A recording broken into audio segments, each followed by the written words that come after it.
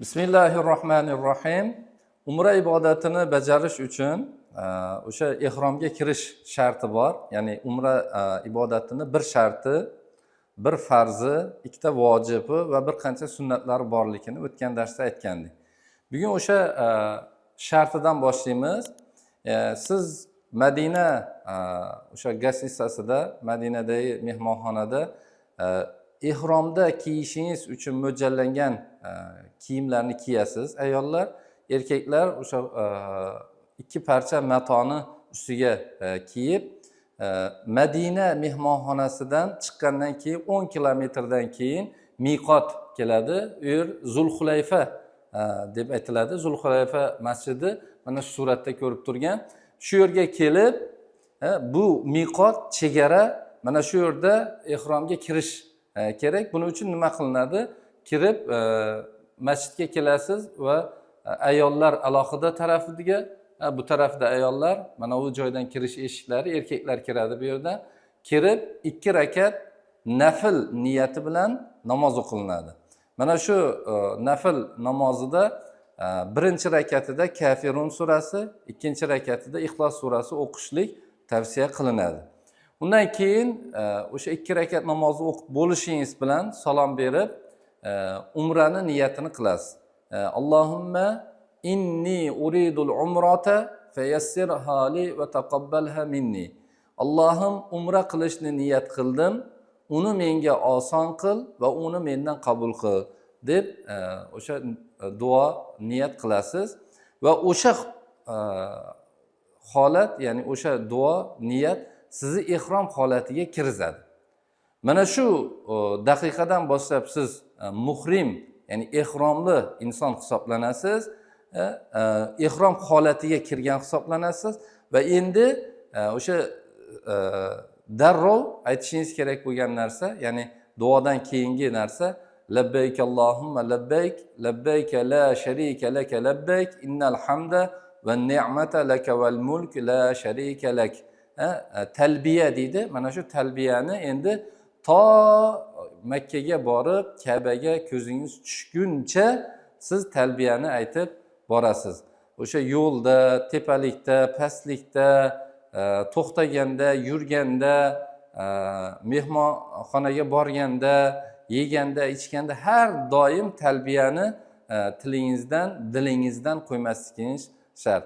Mana shu talbiyani shuurli holatda aytsangiz, labbayk Allohumma labbayk, labbay Allohim, seni amringga muntazirman, buyur, mendan rozi bo'lishing uchun nima qilay degan ma'nodagi talbiya bu.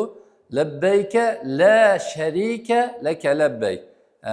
Aynan mana shu jumla kelganligini ulamolar, ya'ni sendan boshqani men iloh deb tanimayman, sendan boshqa iloh yo'q, hech bir narsa senga sherik emas, faqatgina men seni amrlaringni bajaraman, sengagina qullik qilaman, banda sifatida sengagina o'sha ibodat qilaman degan ma'nodagi talbiya. Mana shuni ma'nolari bilan o'qib, shuur bilan his qilib aytsangiz, har bir aytishingizda bir gunohingiz o'chiriladi, bir savob yoziladi va siz Allohga yana bir daraja yaqinlashasiz. Shuning uchun mana shu eng katta fursat hisoblanadi. Ya'ni butun umra safari davomidagi eng muhim nuqta, eng kulminatsion nuqtasi mana shu ihrom holatingiz hisoblanadi. Mana shu fursatdan foydalanib qolish ham, uni qo'ldan chiqarib qo'yish ham o'zingizni ixtiyoringizda. Shuning uchun boshqa ishlarga chalg'imasdan, boshqa bir o'sha mashg'ulotlar bilan vaqtingizni o'tkazmasdan mana shu fursatni g'animat bilib duo, istig'for, talbiya aytish bilan mashg'ul bo'ling. Mana shu joyda bir narsa bor. U ham bo'lsa, sizni mana shu talbiya holat, ya'ni ihrom holatingizda shayton yanada ko'proq sizga vasvasa qiladi, yanada ko'proq sizni bu yo'ldan ozdirish uchun, Allohning rahmatidan uzoqlashtirish uchun ko'p o'yin fitnalar quradi. O'shanday vaqtda siz holatingizni yaxshi bilib, uni shartlarini to'liq bajarib, Allohga yanada yaqinlashish uchun harakat qilishingiz shart va lozim bo'ladi. Undan keyin o'sha Gassissaga borib, Makkadagi mehmonxonaga joylashasiz. O'sha joylashganingizdan keyin u yerda o'sha ellikboshi sizga bir ma'lum bir muddatni aytadi. Deylik 1 soatdan keyin yoki 1,5 soatdan keyin pastga tushib, umra amalini bajarish uchun borishlikni sizga aytadi. Siz Gassissaga joylashib, ovqatlaringizni yeb, tahoratlaringizni tozalab, undan keyin Masjidul Haromga ellikboshi bilan birgalikda yurasiz. Keyin mana shu suratda ko'rib turgan katta masjid, Masjidul Harom, Makkadagi bizning qiblagohimiz joylashgan Masjidul Harom hisoblanadi. Mana shu joyga borgan vaqtingizda toki Ka'baga ko'zingiz tushguncha talbiya aytib borasiz. Undan keyin sizga qaysi tomoni qulay bo'lsa, misol uchun Makkada mehmonxonangiz qaysi tarafda joylashgan bo'lsa, o'sha tarafdan keladigan eshikdan kiraverasiz. Alohida bir eshik bor, o'shandan kirish shart, bo'lmasa bu hisoblanmaydi degan narsa yo'q. Agar imkoniyat bo'lsa, Bobus Salom bu yerda mana Safo Marva tepaligining o'sha orasida joylashgan, Safoga yaqin joyda o'sha yerdan kirilsa yanada yaxshi. Lekin misol uchun Ajiyat ko'chasida joylashgan mehmonxonadagilar bu yerdan Bobo Ibrohim yoki Bobo Abdulaziz deydi. Mana shu yerdan kirsa ham bo'laveradi. Har qaysi joydan kirishingizdan qat'iy nazar, masjidga kirayotganda masjidga kirish odoblari bilan go'zal bir suratda, tavozeli holatda kirishingiz o'sha shart hisoblanadi. Kirganingizdan keyin mana shu sahn deydi, Ka'baning atrofidagi hududni sahn deydi. Mana shu sahnga tushasiz. Mana shu yerda turib oldin duo qilasiz.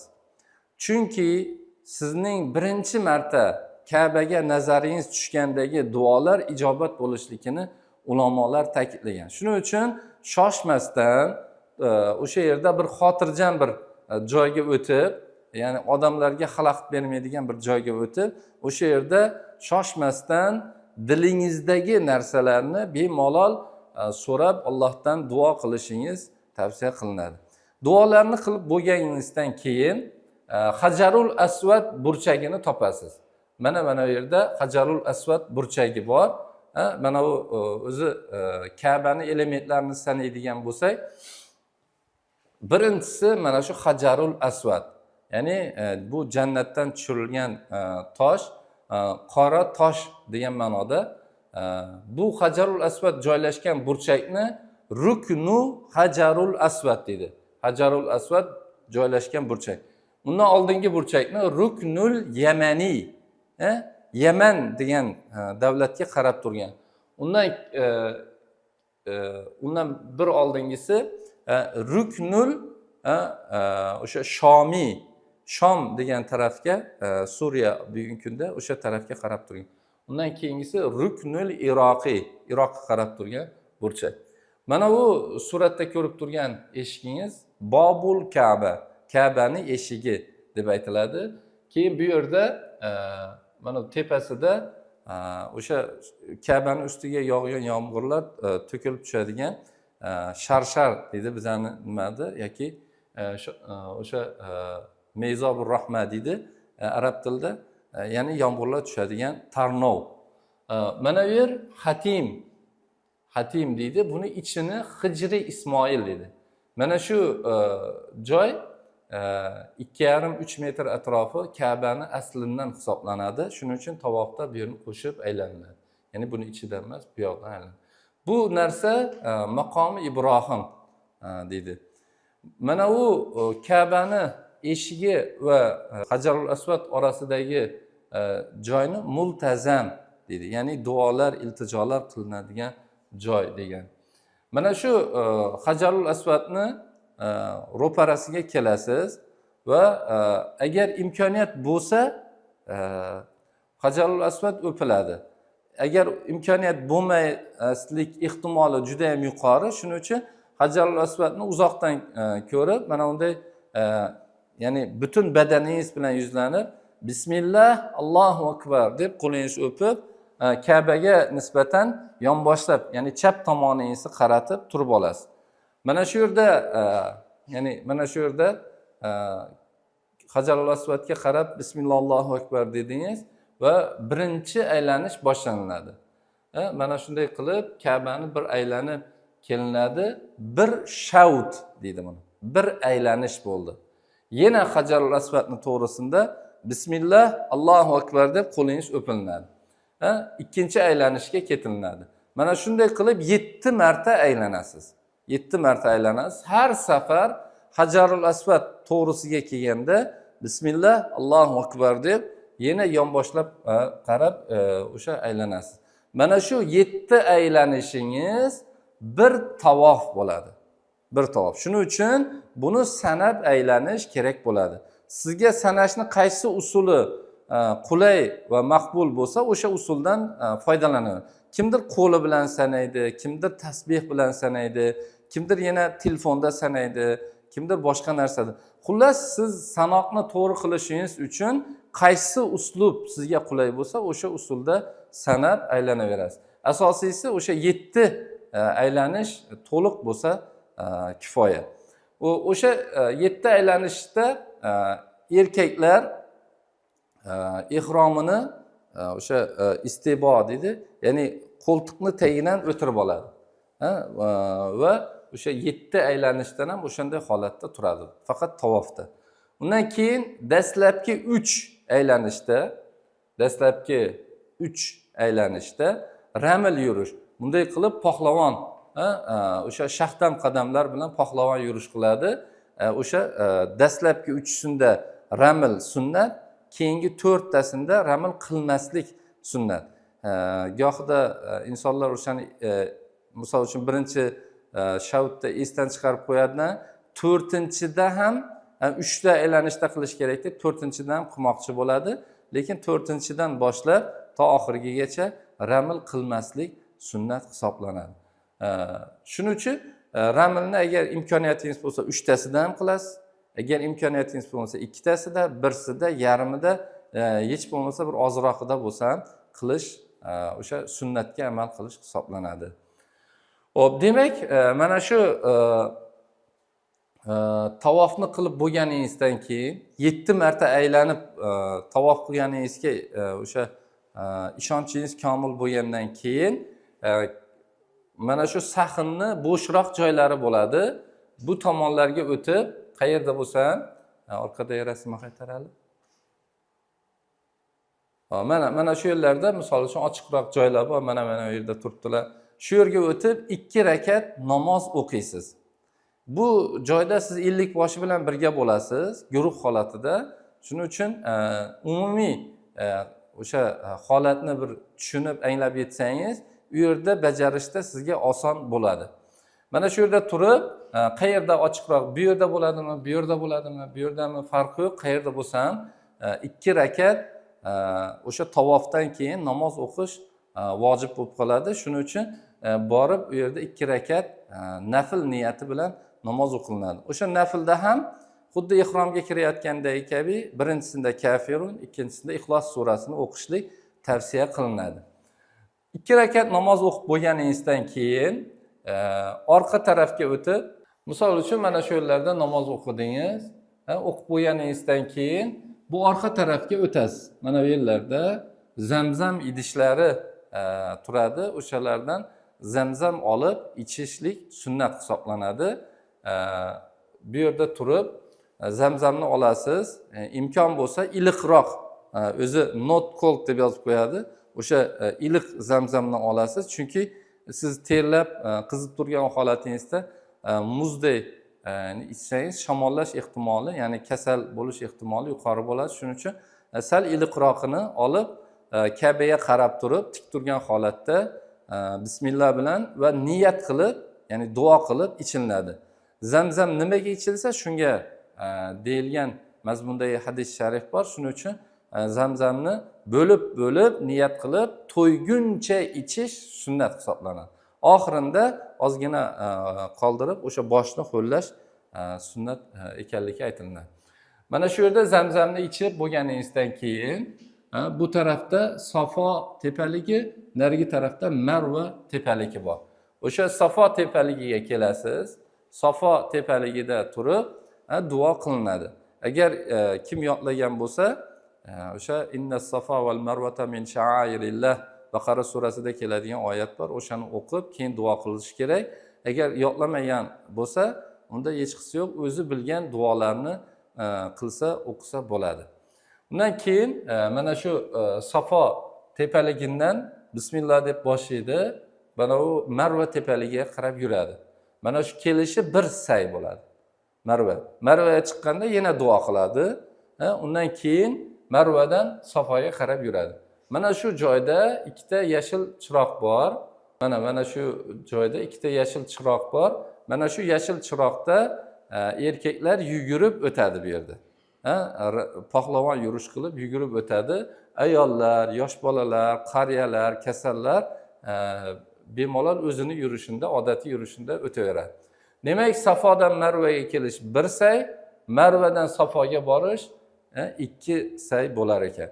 Bu joyda say qilayotgan vaqtingizda o'sha o'qiladigan duolarni, ya'ni ichingizdan o'qiladigan duolarni o'qib, nima uchun bu ibodatni qilayotganingizni his qilib qilsangiz, yanada o'sha nurun ala nur bo'ladi. Chunki bu Safo va Marvadagi ibodat vojib ibodat hisoblanadi, ya'ni umrani vojiblarini. Demak, siz har safar Safoga chiqqanda va har safar Marvaga chiqqanda duo qilishni turib, bir to'xtab duo qilib, Allohdan o'sha so'raydigan narsalaringizni so'rab, keyin yurishni boshlaysiz. Va 7-chi o'sha say Marvada tugaydi. Shu Marvada tugagandan keyin duo qilib Marvadan chiqasiz. Bu yerda Marvada o'sha say tugagandan keyin ayrim insonlar o'sha 2 rakat namoz o'qish kerak degan narsani aytadi. Bu o'sha bu narsa to'g'ri emas. Tavofdan keyin namoz o'qilinadi, saydan keyin duo qilib chiqiladi. Namoz o'qimaysiz. Marvadan chiqib, endi bir yana vojib qoldi. U ham bo'lsa soch oldirish. Soch oldirishda siz misol uchun ayollar o'zini mehmonxonasiga borib, o'zini yotadigan joyiga kirib, ya'ni xonasiga kirib, o'sha yerda sochini bir tutam qilib tutadi. Ayollarning sochi ayrimlarini orqasiga to'planadi, ayrimlarniki oldiriga to'planadi. Ya'ni ko'pi qayerga ko'p to'plansa, misol uchun kimning sochi orqasiga ko'p to'plansa, orqasiga to'plab, uchidan bir bo'g'im, barmoqni bir bo'g'imi miqdorida qirqadi. Agar o'sha ihromdan chiqqan ayol bo'lsa, o'sha qirqsa afzal. Agar unday ayol bo'lmasa, o'zi qirsa ham bo'ladi deyilgan. Undan keyin mana shu sochni qirqishingiz bilan siz ihrom holatidan chiqasiz. Umra amallari siz uchun tugadi. Yana oddiy holatdagi ishlar endi sizga mumkin hisoblanadi. Endi erkaklarning soch oldirishi asosan erkaklar sartaroshxonalarga borib sochlarini oldiradi, ellik boshchiligida. Erkaklar sochini qirdirib oldirsa, unga Allohning rahmati bo'lsin deb payg'ambar alayhisalom 3 marta duo qilganlar. 3 marta. Shuning uchun qirdirib oldirish afzal hisoblanadi.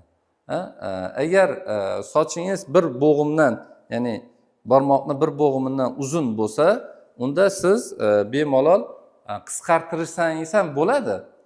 Lekin qisqartirganda sochni to'liq hamma joyidan bir xil tekislikda qisqartirishingiz shart. O'sha joyda bir holatni ko'rasizlar, misol uchun Marvadan chiqqan joyda ayrim insonlar qo'lida qaychi bilan boshingizni har joydan qirqib, bo'ldi ihromdan chiqishingiz mumkin deb aytadi. Agar o'shani gapi bilan siz ihromdan chiqadigan bo'lsangiz, bir qo'y jarima qilgan bo'lasiz va qaytadan sochingizni oldirishingiz shart bo'lib qoladi. Shuning uchun bu Masjidul Haram hududida emas, chiqqandan keyin yo gassisada yoki bo'lmasa bir sartaroshxonaga kirib oldirishingiz tavsiya qilinadi. Mana shu bilan siz ihrom holatidan chiqasiz, umra amallari siz uchun tugaydi.